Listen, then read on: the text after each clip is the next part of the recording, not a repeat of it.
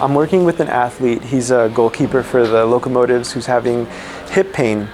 So what we're going to do is take a look at the way that he's running and give you an example of how we use angles to diagnose his biomechanical faults while running. And he's an asymmetrical athlete, but he's having a lot of hip pain. So I'm going to try to show you where his deficits are using this application that'll kind of show you the angles.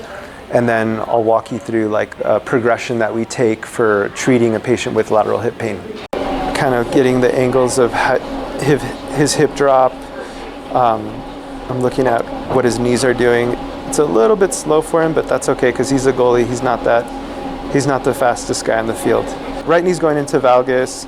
Same thing on his left. So we're establishing that he does have excessive pelvic motions. If we're looking at the two angles side by side, he's got this crossover sign. So there's his view, lateral view of his hip, kind of looking at his uprightness to his trunk, still kind of noticing definitely excessive pelvic motion. And definitely looking at how much his hip is moving and how much his trunk is kind of leaning with it as well. But he is 100% dropping at his pelvis on the posterior side. So here is my angle. There's his right pelvic drop, left pelvic drop, and then there's your excessive motion. And he does have left-sided hip pain. Okay? So what we use with this is to kind of highlight where his deficits are and what we're going to be working on with him. So next step is to really look at the exercise progression that I'm going to take with him. His alignment is really important for this particular exercise. We want to make sure that his trunk is lined up with his hip. His knee is going to be situated at about a 90-degree angle. His ankle is going to be lined up with his hip. And you're going to kind of keep yourself level right there. Keep your head down. He's going to bring his hip up like this. And we're going to have him, we would have him hold this position for about 2 minutes. Kind of keep your hip there like that. And just try to maintain that position. So we're just activating his glute right now.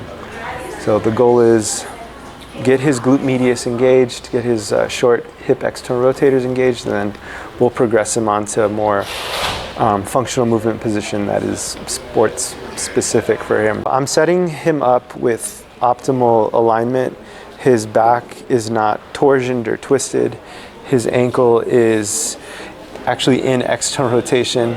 And this is a great exercise to kind of bridge core strength and glute strength. It's a rotational exercise. So it's great for a goalkeeper who's constantly having to twist their body when they're kicking a ball. This is an exercise that I'm using to target his weight-bearing left, the left glute medius. So we're using Pilates to treat a soccer player using bands. This exercise was popularized by a researcher, Alison Grimaldi, who devoted her life career to studying lateral hip pain. She found this to be the optimal method to target the glute medius muscle. So the weight-bearing muscle is the one that's working. So what I want you to do, Santiago, put your hands in front of you like this. I want you to shift your weight out sideways like that. All the way, go, go, go, go, go, go, go, go, go, good. And then come back, control it, control, control, control, control. And then come right back up. Good. And then we're going to limit the knee moment there, so he's going to target that left glute.